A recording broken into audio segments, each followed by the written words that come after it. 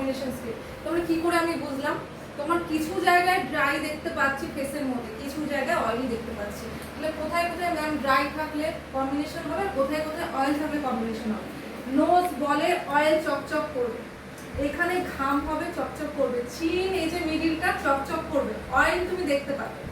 এই চিকগুলো শুধু চকচক করবে, আর এই যে ফোরহেডের বোনস যেখানে আমরা হাইলাইটস করি সেখানে চকচক করবে, আর বাদ বাকিটা পুরো ড্রাই থাকবে, মানে শুকনো থাকবে। যেমন চোখের পাশে একটু টান লাগবে, নোজের পাশে একটু টান লাগবে, স্মাইল লাইনে একটু টান লাগবে, ড্রাই ফিল হবে ভিতর থেকে যে এই জায়গাগুলো টান, কিন্তু এই জায়গাগুলো হঠাৎ হঠাৎ করে আমার চকচক করে, মানে অয়েলটা দেখা যায়। এই যে ড্রাই অ্যান্ড অয়েল যে মিক্সটা রয়েছে, দুটো মিক্স করে কম্বিনেশন স্কিন হয়। এটা ভেরি ইম্পর্টেন্ট এই স্কিনগুলোকে ঠিক করার জন্য।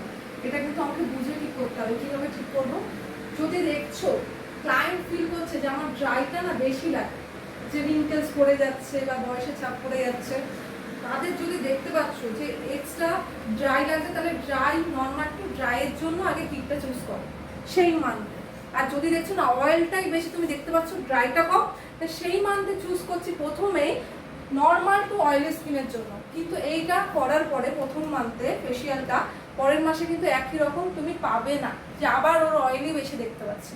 দেখলে যে ব্যালেন্স হয়ে গিয়ে অয়েলটা কমে গেল, ড্রাইটা বেশি লাগছে, পরের মান্থে আবার মিক্স করে নিয়ে আমাকে করতে হবে নর্মাল টু ড্রাই স্কিনের জন্য করতে হবে। কিন্তু সব কোম্পানি কিন্তু এরকম বার করেনি যে কম্বিনেশন স্কিন বলে লেখা থাকবে। কিছু কিছু কোম্পানি বার করেছে কম্বিনেশন স্কিনের মাসাজ অ্যান্ড ফেসিয়াল কিট, সবাই তো বার করেনি। যখন যারা বার করেনি, যাদের থেকে আমরা এই হেল্পটা পাবো না, তখন আমরা ঠিক করে নেবো আমরা কিভাবে কাজ করবো।